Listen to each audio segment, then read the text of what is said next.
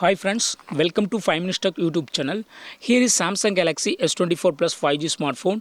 In this video, you will learn how to enable or disable message notifications in your phone Samsung Galaxy S24 Plus 5G. Suppose if you want to enable or disable message notification, yes, you can do it. What you got to do is go to the messages icon here and go to this profile icon here and go to messages settings here, and here go to general and go to notifications.